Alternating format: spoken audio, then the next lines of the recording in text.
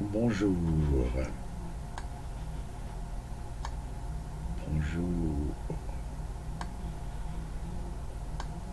Bonjour. Bonjour.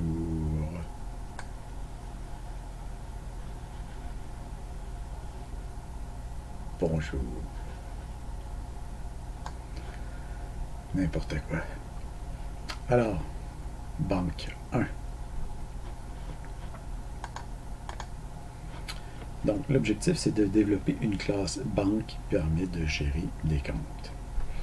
Donc, pour ce qui est de l'interface console, on va procéder dans un prochain document. Donc, ce document-là se consacre uniquement à la création de la classe comme telle. Préalable, partie 13, donc compte 3, et le module 15 sur les propriétés calculées. Plan, mise en place, pour 1 point. Propriétés calculées, 0 point. En réalité, ce n'est pas vrai parce que ces propriétés-là sont évaluées dans la partie 3. Constructeur 4,5, autre méthode 4,5, conclusion et remise. Donc, mise en place. Donc, vous allez ajouter dans une nouvelle classe banque, tout ça dans le projet Banque Libre, vous allez ajouter une classe, donc banque, qui possède un champ, une liste de comptes, donc new pour créer une nouvelle liste. Donc ça, c'est intéressant parce qu'on vous dit un peu qu'est-ce qu'il y a déjà dans la classe en termes de données. Vous ajoutez une propriété calculée ici, compte, qui correspond au C, mais le C majuscule, qui retourne les comptes, donc c'est une propriété get, donc une propriété calculée get, et qui retourne, dans ce cas-là, essentiellement les comptes, mais au lieu de retourner une liste, retourne un i énumérable. Donc un i énumérable ou une séquence d'éléments de type compte. Donc l'utilisateur, la personne extérieure à la banque n'a pas besoin de savoir si c'est des comptes, quel type de compte que c'est, etc. Est-ce que c'est stocké dans une liste à l'interne? Est-ce que c'est stocké dans une autre structure de données? L'utilisateur externe à la banque n'a pas besoin de savoir comment les comptes bancaires sont stockés dans la classe banque. Mais par contre, il a besoin de pouvoir, l'interface a besoin de pouvoir savoir c'est quoi les comptes qu'il y a dans la banque pour pouvoir les lister, les afficher sur une page, par exemple. Et on a ici une propriété automatique, le nom de la banque, qu'on met essentiellement get. Donc, on va parler un peu plus loin de c'est quoi une propriété get. En fait, j'espère qu'on va en parler.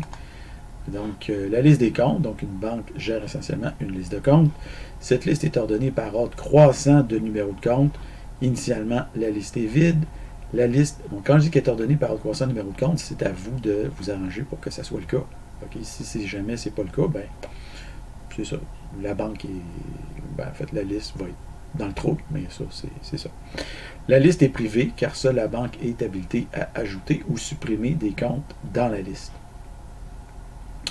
Un utilisateur externe ne peut pas et ne doit pas pouvoir le faire. C'est pour ça que, comme on le voit ici, ça c'est la liste. Ensuite de ça, une séquence de comptes, donc la propriété calculée ici, donne un accès limité au monde pour ce qui est de l'extérieur, à la collection des comptes qui sont gérés par la banque. Le type énumérable est justement conçu pour fournir un accès à une collection fixe d'éléments qu'un utilisateur externe ne pourra pas traficoter. Finalement, le nom de la banque reste immutable une fois attribué à la banque. Donc, une fois qu'on a créé une banque avec un certain nom, le nom est fixé dans le ciment. Est-ce que dans la vraie vie, c'est comme ça? La plupart du temps, oui, mais des fois, ça se pourrait que ça change. Donc, le nom ne peut pas être nul, vide, ni blanc.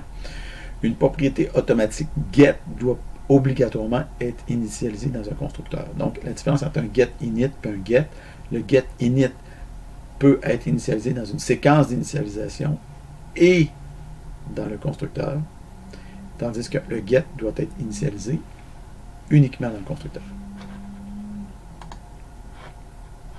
Donc, si on regarde la protection des données, pour ce qui est des propriétés get, en fait, c'est la protection maximale qu'on peut utiliser pour une donnée publique avant de tomber au niveau du champ privé. Donc, c'est quand même très intéressant d'avoir ce type de propriété-là.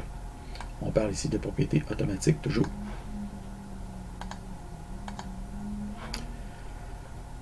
Donc, la classe banque possède aussi d'autres membres.